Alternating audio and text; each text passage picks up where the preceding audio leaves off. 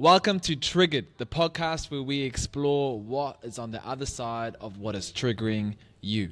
My name is Ricky Gomez, I'm the host, and I'm excited because today I get to sit down with a pretty amazing person. His name is Dan Cooper, and we explore his full story.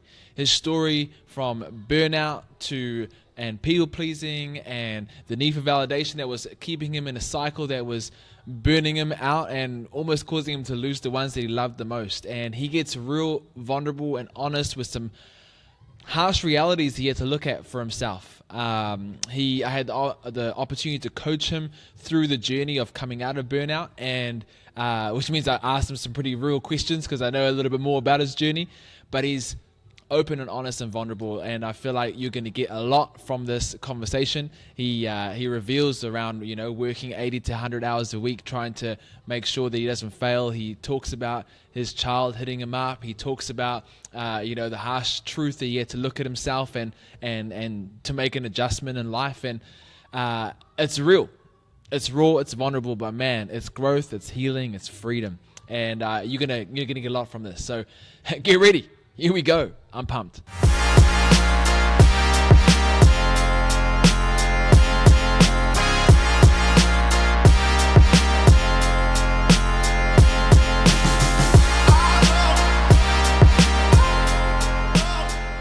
Dan, one, thank you for jumping on. No, my pleasure. Yeah, pumped to have you here. I am, I'm excited to see where this conversation is going to go. It can go any way. We can talk about church politics. Yep. We could talk about, mental mess stuff. We could talk about parenting, husband life, navigating career and work, and the whole shebang. So we'll see. It might be a 24-hour live stream today. One moment. Yeah, that's it. No, it'll be good. Right. So, obviously, for everyone listening, we'd love for you to give a good overview on, who you are, where you came from, the journey. You obviously you did the Neuro program with me, so I got to coach you through some fun stuff on the internal mental game. Yes. But up until that moment, what was going on in life? Give us a snapshot, and then through your little snapshot, I will jump in, and cool. Hey, well, first of all, it's a privilege to be here, so I want to say thank you very much for the opportunity to share a little of my journey.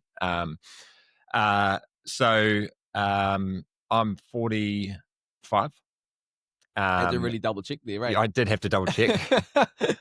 So, and born and bred in Christchurch, spent a bit of time living over in Australia for about 6 or 7 years, and moving back after the earthquakes. We been through a number of different roles, and in part some of that was due to redundancies, so just a series of circumstances outside of my control. And then others trying to find my place and try to understand where my place was. And for me, I'm a husband to my wife and dad. We've got 3 boys. 3 boys? 3 boys, mate. It's was the third one? I hopes that it will be a girl. No? The third one we actually found out what we were going to have, because you didn't for the first. We didn't for the first 2 because we didn't want. For the third one, we were like, and this is the last one. And we were like, we want to find out so that if there's disappointment when this child is born, we've processed that so that we can enjoy the moment when they're born. And it's amazing. Life is full. Life is loud. Yes, I can imagine. 3 boys. 2 of my boys are extroverts, which is like me. The third, the middle child, he is not an extrovert, but he can be loud. Really loud. Yeah. He keeps it in until he does. So it's life is very interesting. Cool. Okay, man. So how long have you been married? 14 and a half years. Oh, there you go. Yeah. Can't get that one wrong. No. In case your wife watches this. So I threw you in deep in there. Yes. And then before I jump into some stuff, you jumped into the Neuro program last year. Yes, yes, I did. Yeah, so like early last year. What was going on in life that was like, I wanna sort my some mental mess stuff out? Yeah, that's a great question. I think for me is I'd come across your program probably about uh, 12, 18 months prior to joining the NeuroFit program, and had wanted to do it at a certain point in my career, thinking that would actually be super helpful Yep. at that part or at that time. Um, wasn't able to, but I came to you coming out of leaving a corporate role as a regional manager, and I was burnt out. I was probably Mm. doing 80, 90, maybe 100 hours a week Oof, working, that's and crazy. it was mental, and did some big days. And for I didn't last very long. I was in that role for about 12 months, about Mm. a 12 month period, and it was obviously unsustainable. Yeah, Um, you know, 100%. and so for me, it was about. I finished that role. I stepped aside. I had the most supportive manager in that role. He was amazing, Mm. and so I stepped aside and stepped out, and I was like, "What do I do? What's next?" And one of my non-negotiables for me was, um, I'm doing Eurofit. Yeah. I didn't ask my wife and say, "Hey, can I invest in this?" I said, "This is what I want to do."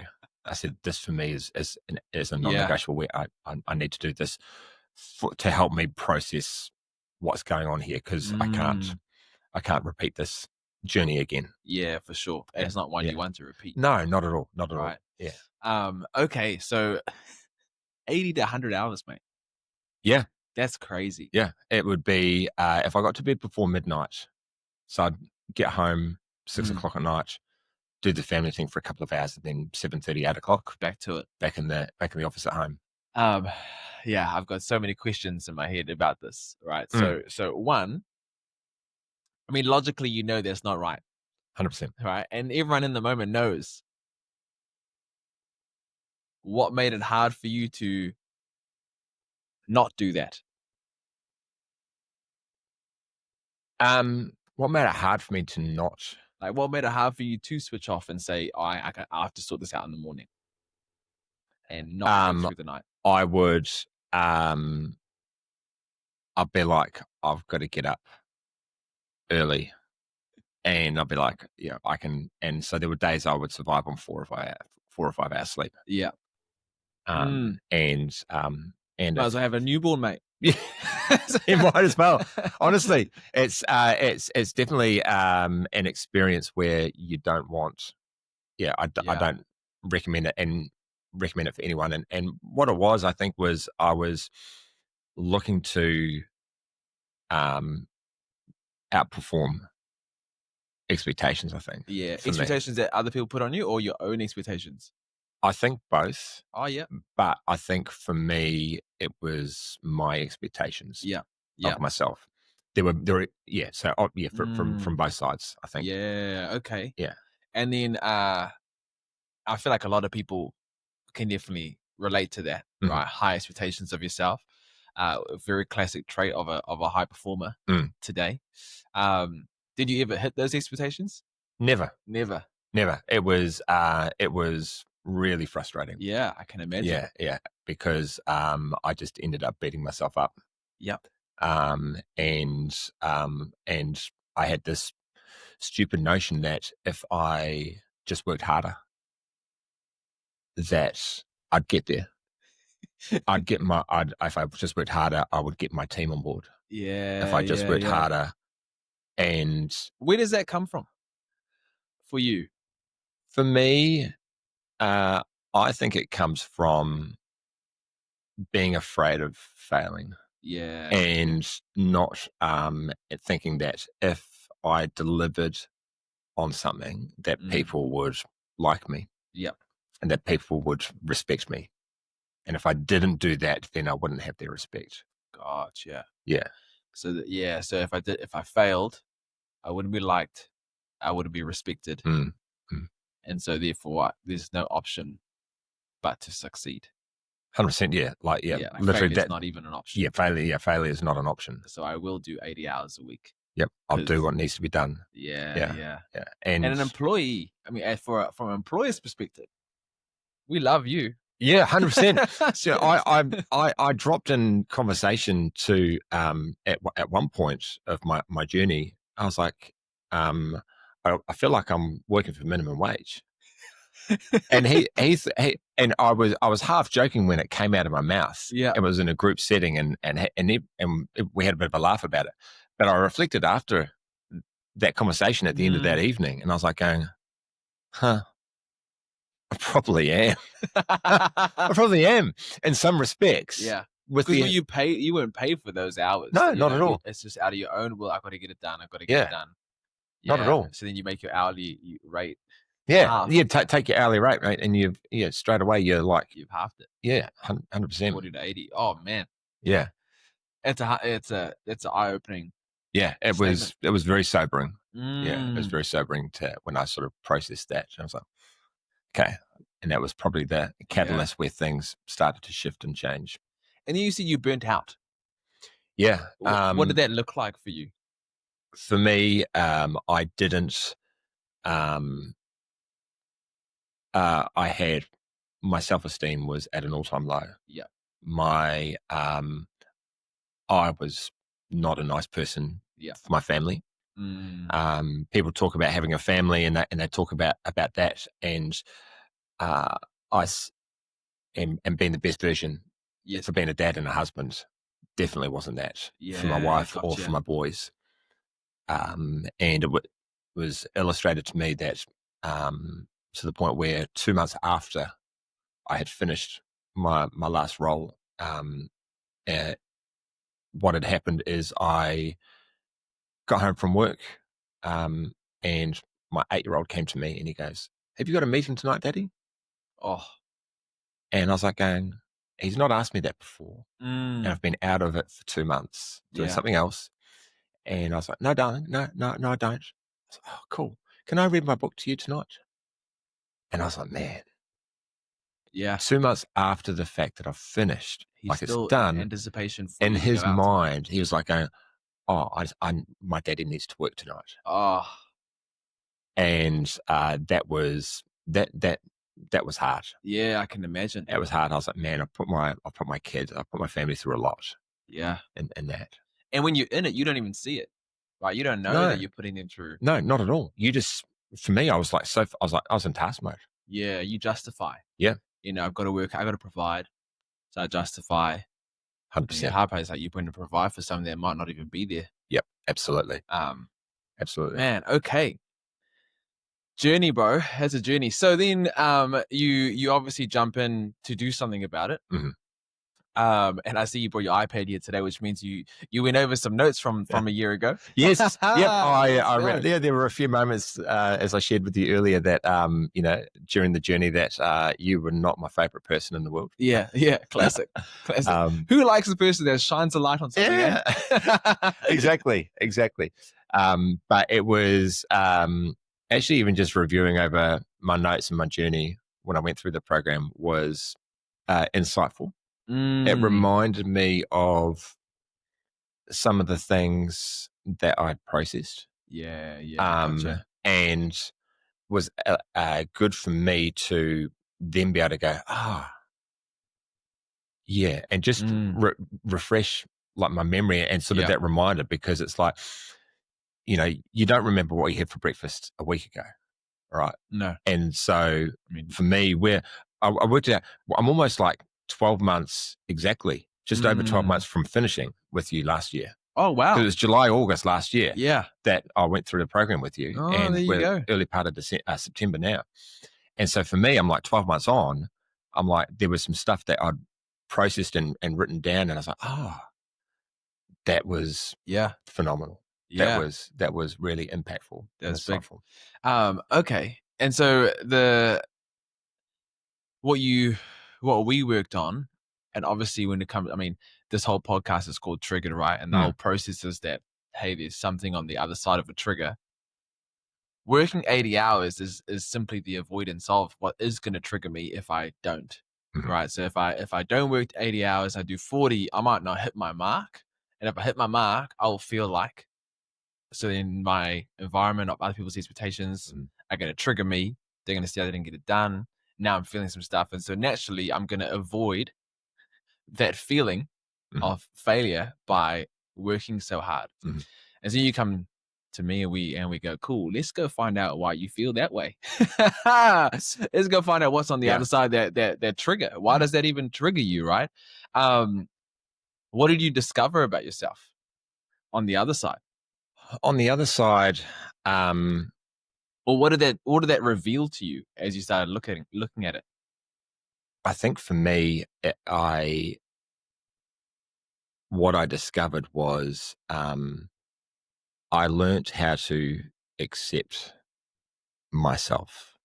Okay. As I was created to be.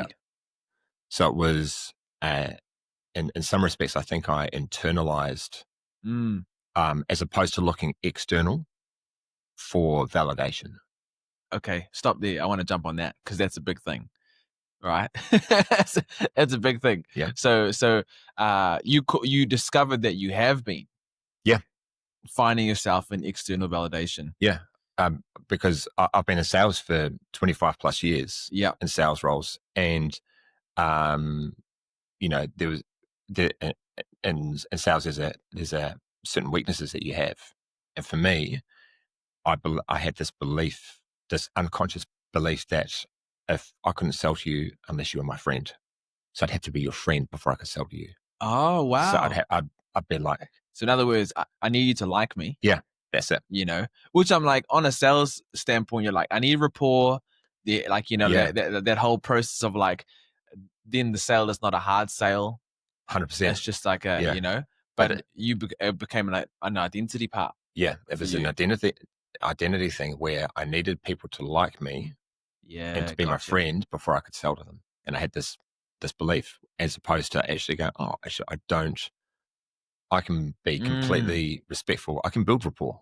I can do all of that. And so for me, it was about actually understanding that it's not other people.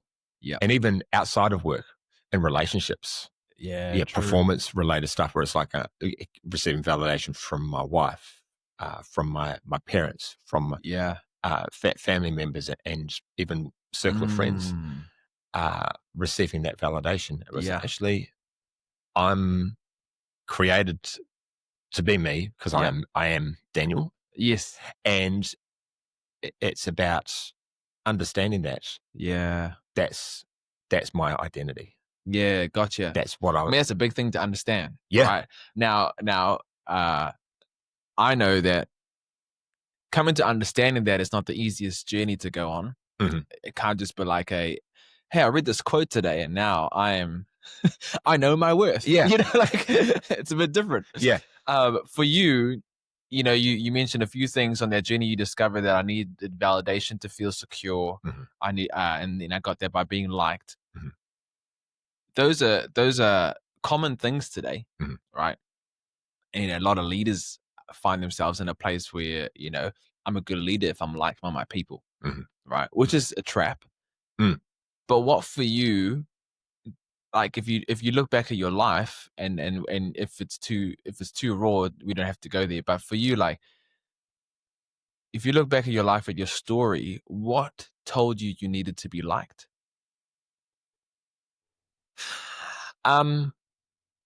Deep question. It's yeah, thanks, mate. For me, I think there's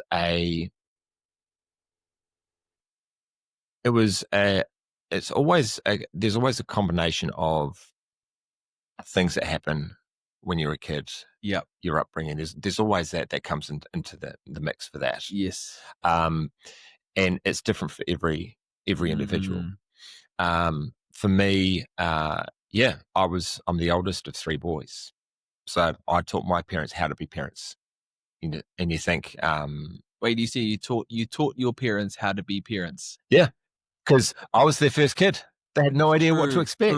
True. Yeah. They had no idea what to expect as to being a parent. Yes. And so I was like going, surprise, here I am. Yeah. And so you've got my parents are learning how to be parents, Mm. learning how to deal with everything that it takes to raise a child. Yes. So you've got all of that. And my parents got married, they were in their early 20s when they got married. Mm.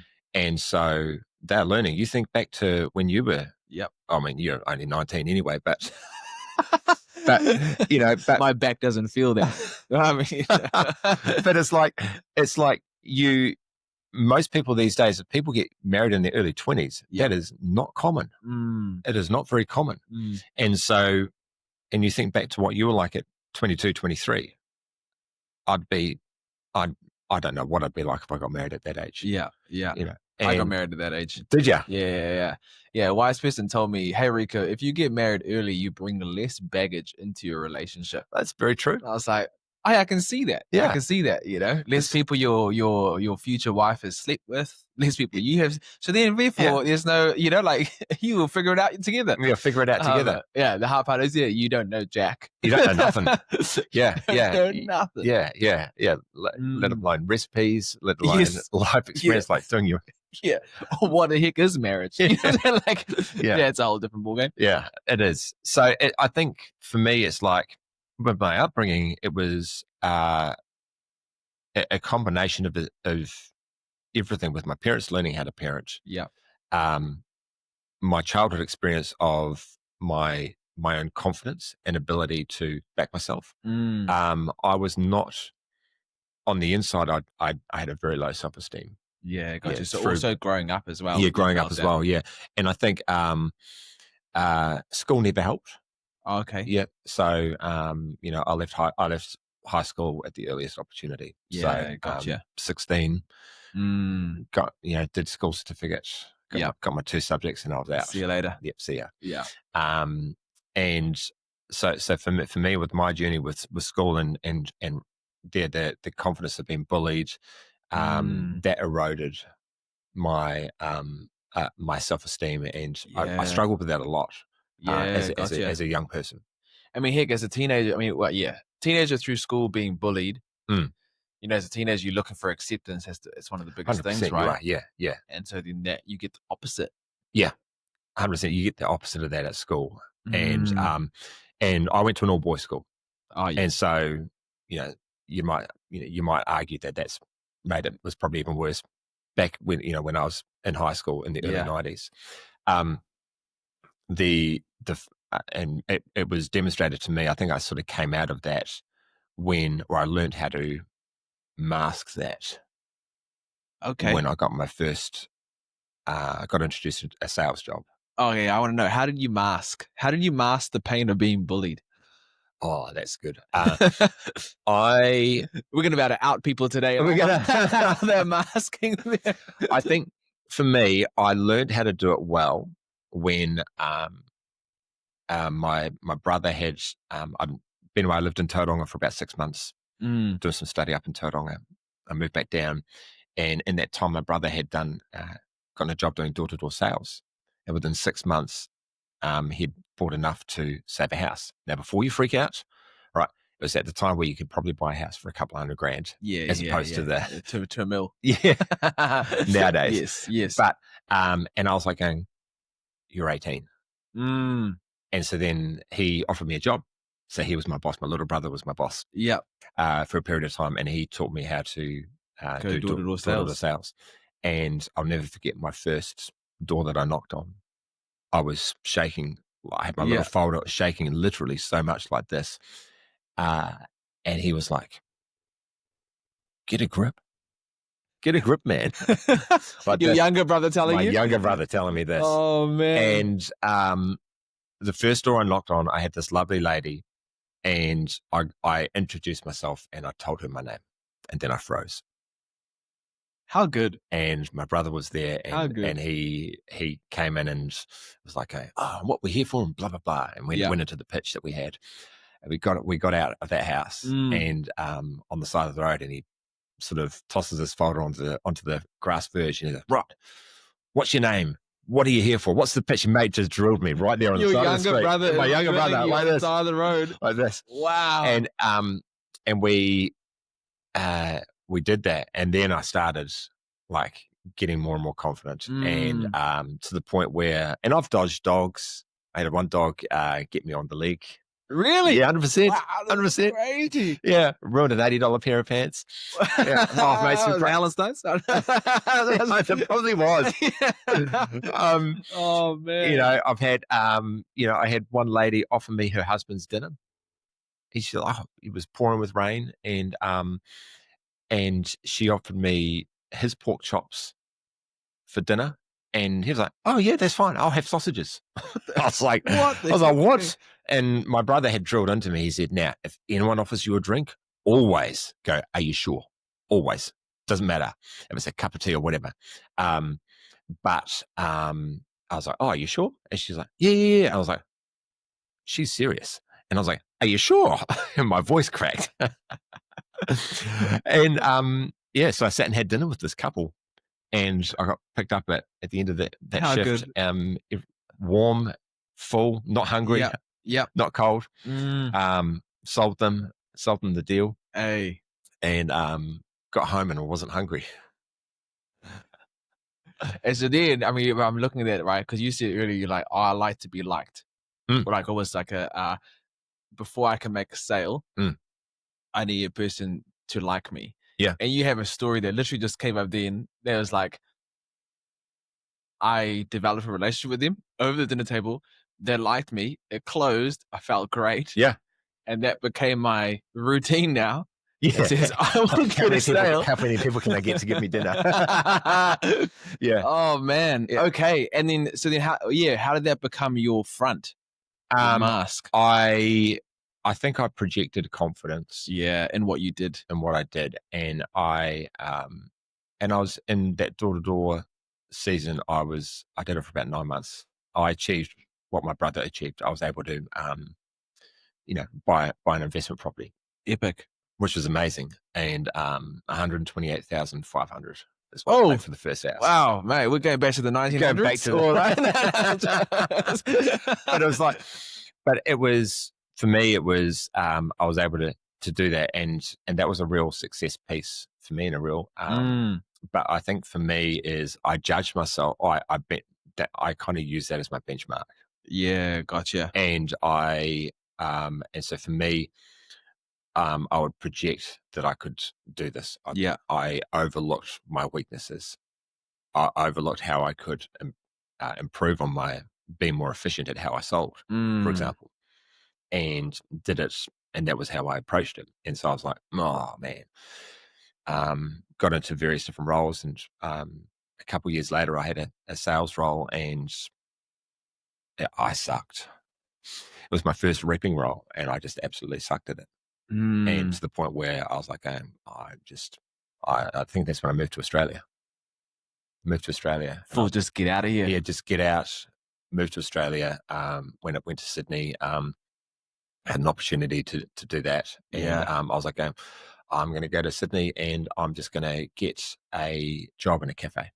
So I did a 3-hour barista course here in Christchurch before I left. I was like, I need to have some skill. Yep. And that's what I did. Went to work in a cafe? And I never worked at a cafe, and got there, and then I just felt a voice inside say, I didn't give you a voice to be quiet. Oh, I was like, oh, right. Okay, cool. So then I got back into a role that I love, that I started thriving in, and selling. Working for good old trusty Vodafone over in Australia. Good old trusty Vodafone. Yeah. So. Oh man. Yeah. And so I think masking for me was, I projected this persona. I developed effective ways of just being able to build rapport, but until it didn't work. And then I had to get out of there. Yeah. And that was the hard part. Yeah, because now you said the performance became the validation for you, right? So when you look at that, you're like, oh, I projected confidence, and when the results came, felt great. 100%. Felt great, because now my worth was matching my output. But as soon as the results didn't come, you went to Australia, right? Yep. So then, I mean, this time I'm like, oh, cool, like, man, I I avoided what made me feel crap. I got out of there, which is your classic fight or flight mode. Mhm. All right, so I'm out of here. Yep. See you later. This is clearly not for me anymore. Yep. You know, I thought I was good. This is not who I am. I must find myself somewhere else. Yeah. I did the same thing. Right. Yeah, I did. I was in a role where I was succeeding. Mhm. And this is early years before I got married. In a role I'm succeeding. I'm just awesome. And then I hit a bump, a pretty big bump, where I'm failing in my marriage. Mhm. And in my head, I'm like, that's more of a failure, Mhm. right? But I didn't know how to confront work side.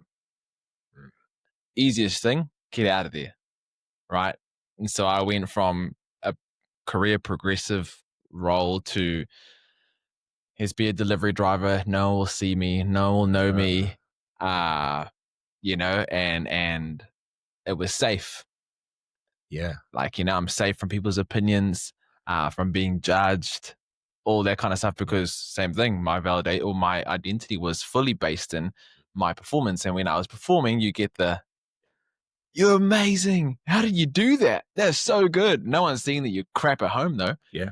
But then they would see if my wife left me, you know, and that was on the cards. And I was like, crap, that's more embarrassing. So I was like, wow, Rika, you're doing this with yourself. I never realized, but I was like, wow. So I gave it up because I didn't want to be embarrassed. It's like, you couldn't even work your home life out. Mm. And that would be more embarrassing for me. I was like, oh man, they're going to judge me even worse. Like, so then I was like, okay, cool, now see you later. But then, yeah, delivery driver was like, well, no one's going to judge me here. Yeah. You know, I'm good. Yeah. Until I did the same thing. Yeah. I was like, what am I doing with my life? Yeah. Like, I know I've got something to give. 100%. But it's fun. It's funny you say that you went and kind of like hid, but then equally, I found that I doubled down and I went looking for bigger opportunities. Well, I would say that was my Was other option, because it was like, well, I'm gonna prove to them then.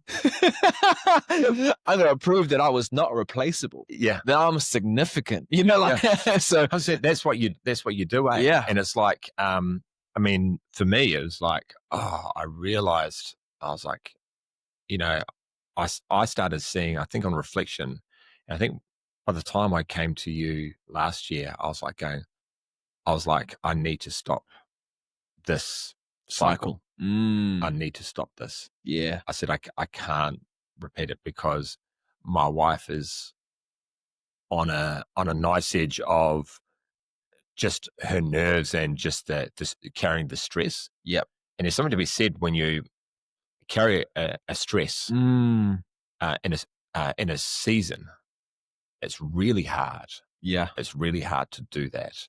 And so for me, I felt a responsibility that I had to make change. Yeah. It was a non-negotiable. I had to make a change because I was like, we've journeyed it, we've cycled through this, and I'm like going, something's not working here. Yeah.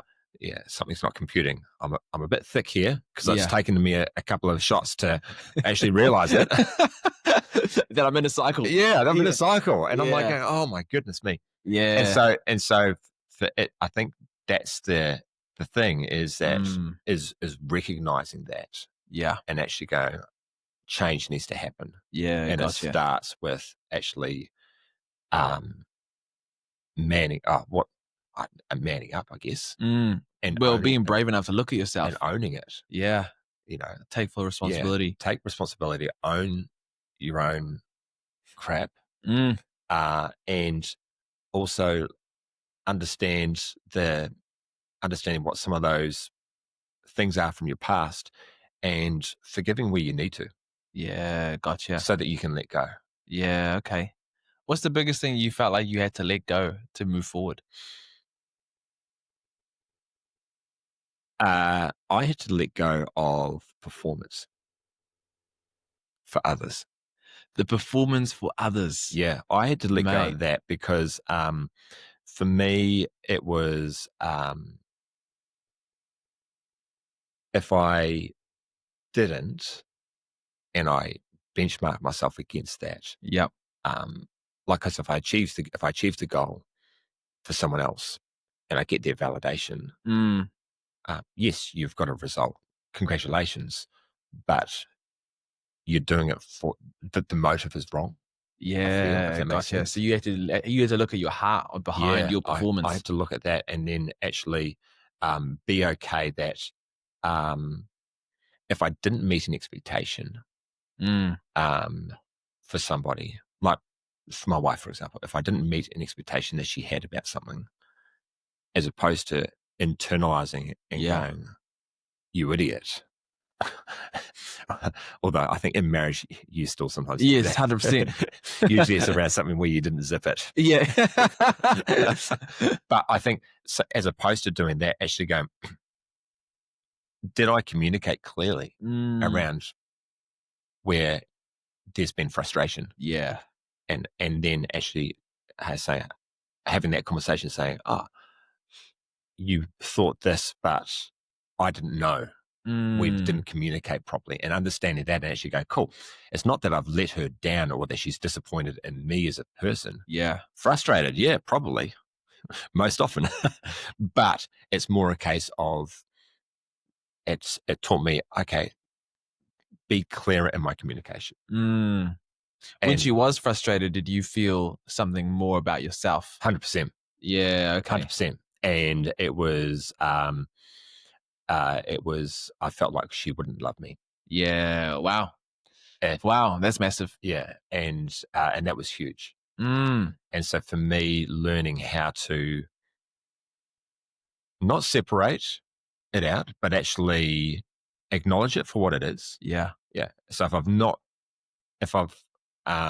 met an expectation, then say, cool. Um, it's not that she doesn't love me, Mm, or if I've not met an expectation with work, it's not that I'm crap at my job. yeah.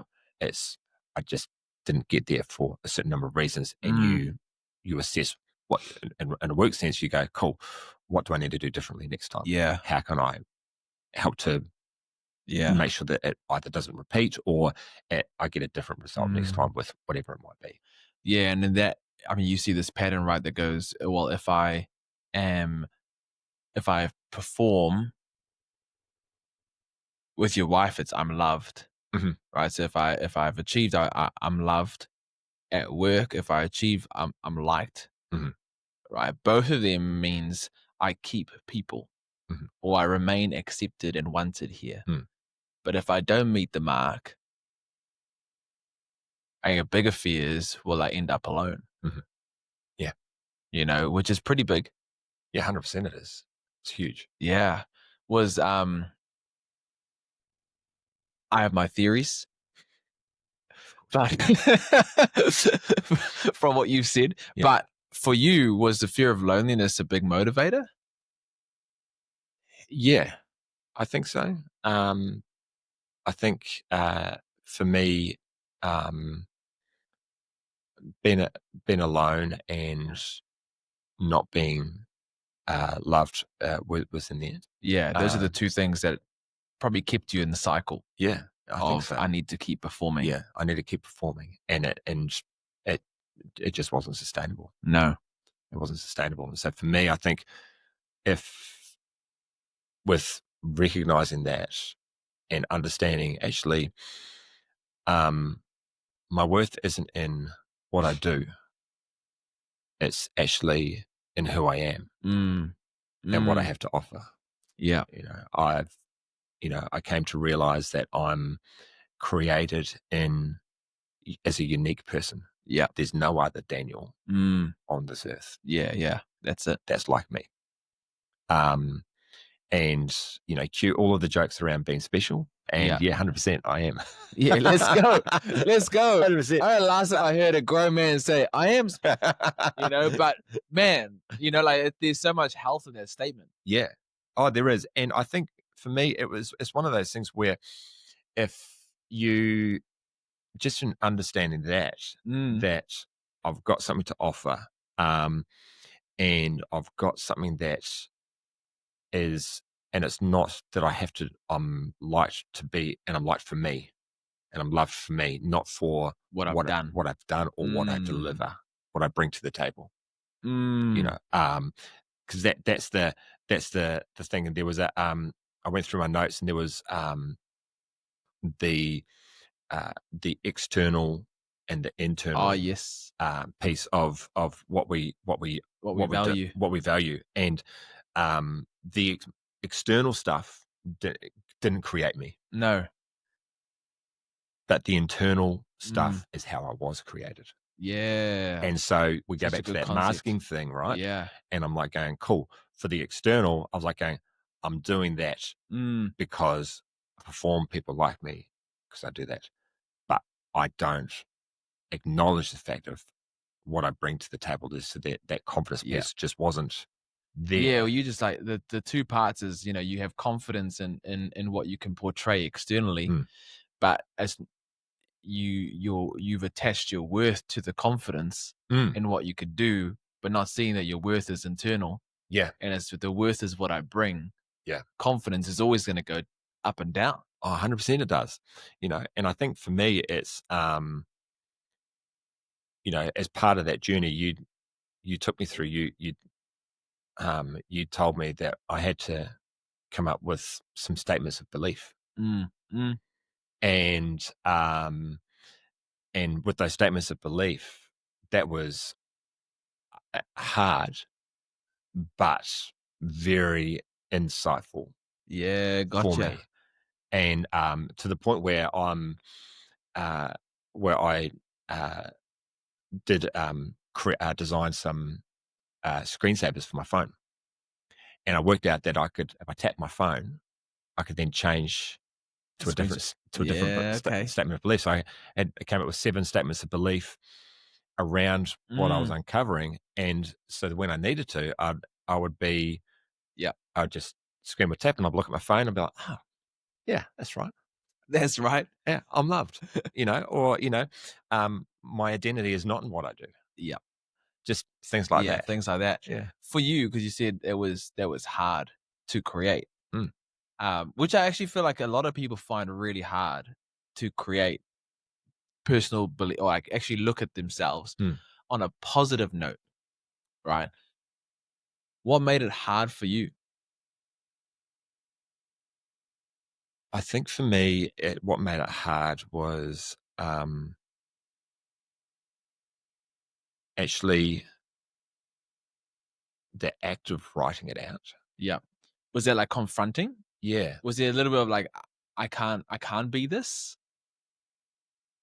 It was, I think there was a hesitation or of, by writing it out, I was making it real. Yeah, If gotcha. that makes, I don't know if that makes sense. But No, I get it, because it's a little bit of like a, when you look at like, I've been a person of high expectation. Yeah. So if I do write this, crap. 100%. It is. It is.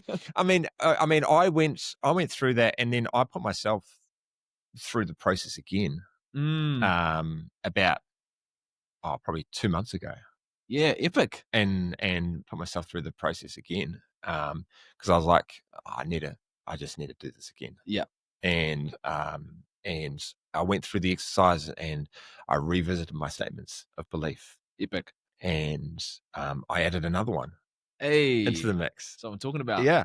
And was it I'm special?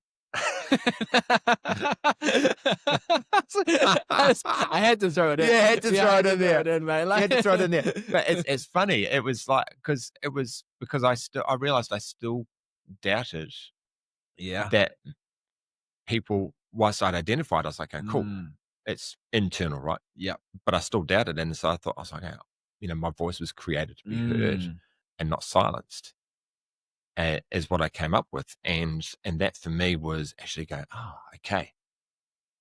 I'm going through that process, and it was super helpful. Yeah, and I set it up, and what I did is I did it differently. This time I set it up so that every day at 12:30, it would go off on my phone. How good? As an alarm. How good? Well, yeah, how good? Yeah. Awkward when you're in a consultation and you've got your phone out, and they see it pop up on your phone. Daniel. Slightly awkward. And so I'm like, oh, and so like like conversation piece. Yeah, and so it was quite funny. but it was so even on the weekends it pops up, Mm. and it's just that reminder, which is really Yeah, good, really good. yeah, Yeah. epic. Oh, so good. I Mm. love that. I love that. Next time it does come up, they can say, "Oh, what's that?" And you Yeah. say, "Oh, um, it's just me telling me who I'm going to be today." Who's telling you? Who's telling you who you should be? Anyway, this is Yeah. different. But I don't want to take too much of your time, man. Like Mm. this has been epic, and I'm sure there's a lot of people that would relate to so many facets of your story. I Mm. love the fact that you jumped back into doing some work on yourself 2 months ago. Mm. Because you're right, we're not finished. We always got stuff to do. Oh, 100%. I'm Yeah. working through authority docs at the moment on myself because some stuff been happening, But the beauty is we don't want to avoid what's happening, and we want to take it on so I can grow. Mm. You're growing. One last question to kind of finish it off. Yeah. All right. So uh if you were to look back over your life and you look back to, I'm probably going to go to where you are tracking high performance, failure is not an option. Um, you know, if I fail, worst case scenario kind of stuff, and I'm working 80 hours, working 100 hours, Mm. Mm. right, a Mm. week. I'm in that. I'm blinded to see the impact it's having on my kids. What advice would you give that person? Because I guarantee there's a lot of people out there right now that's Mm. living that. Yeah, 100%. What advice do you give them? I would say, um, you don't let others define you. Don't, uh, no one else has the right to do that, Mm, to define you, who you are, your worth, your value. yeah. And I would say to someone who's working 80 to 90 hours a week is that um, work is fleeting. I was listening to a podcast of someone who was talking about he was 54 and he's like, my kids are all married. Mm, He goes, it wasn't that long ago where I was tucking them into bed and would wake up and would have breakfast. mm, And it was fleeting. And he goes, and he was like, I did okay as a dad. Like he wasn't beating himself up at all. It's like, yeah, I do all right. Could I have done better? Yeah, yeah. could have done better. And so for me, and sorry, for anyone out listening to this, I would say, um, look at what's around you. You Mm, know, there's the old saying about on your deathbed, you're not going to be thinking, yeah, I should have worked harder. yeah. Then I You could have got that project done. could have got that project done, could have got this, I could have landed that deal Mm, just before I die. You mm, know, it's more a case of um, what's more important is your family and those around you. yeah, And so taking stock of that so that you can yeah. have that time because your kids are Mm, only young once. mm, And so I would say, look at your family, look at yeah, your loved ones, and remember that. And as you go, I need to yeah. spend Epic. time now. I need Mm, to, and if you need to make change, you don't necessarily have to change your career, yeah, but you do need to put some structures and some boundaries in place mm, so that you can, your family are still with you. yeah, There's nothing worse than your family not being around you yeah. when you're passing away, you know. And Very, very true. yeah, and so I think for don't let others define your worth. Don't let them because it doesn't come from others. Yeah, It doesn't come from your performance. yeah, Um, and then um, and then I'd say get get clear on that and put structure around. Get help, talk, mm, have the conversation, make the change, and hold yourself accountable to that yeah, change as well. yeah. Oh, I love it. I love it. Well, you heard it here first, guys, from the special one. Daniel. Sorry. I was like, that's just gold. That's just gold. Yeah. But no, I love that. I love that. You're one of the most common traits I see in people that are burning out is that they give their best to the ones that they don't care about and their worst to the ones that they care about the most. Mm, And so you nailed it on there. And often you blinded to the fact that you give the you're worst. right.